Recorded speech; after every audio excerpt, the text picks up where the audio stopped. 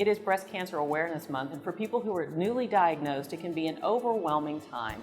At Lake Charles Memorial Hospital, they have some navigators to help you kind of make it through that whole early time and a little bit further beyond, and Lenore is one of those navigators. Tell us what it is that you do with these patients. We meet with the patients at diagnosis and the family and follow them through every change in care. And I try to identify any concerns, barriers that they would have to care, so there's no delays in care.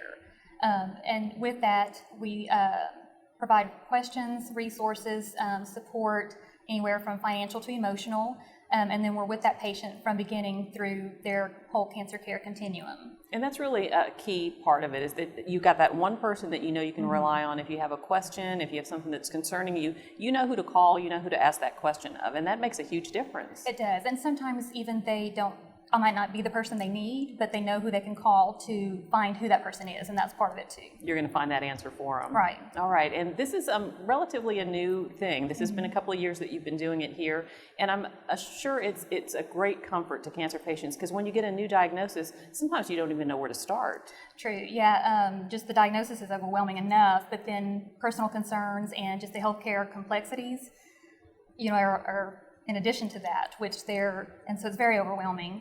And so to have someone to come in and sit with you and be able to sit down and address some of those issues and relieve some of those concerns and fears and find resources takes a load off to where they can try to focus on healing.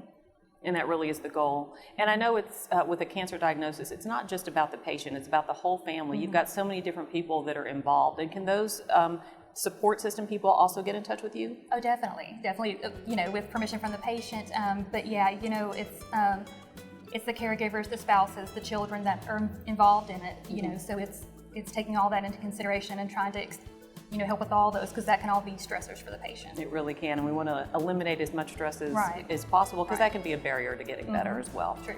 When people come in, they have a cancer diagnosis, do they need to ask to have a navigator, or is one assigned to them? How does that process start? One's assigned to them, and then the process starts where I contact the patient and then follow them from that point on and assist, throughout their whole care. All right, so you've got that one person that you know you can count on. You can call and ask those questions. You can get some answers, get pointed in the right direction, and that's a tremendous relief to know you've got someone that's been through the process numerous times, knows what to do, and knows how to help you move along. Right. All right, well, thanks for talking to us, Lenore.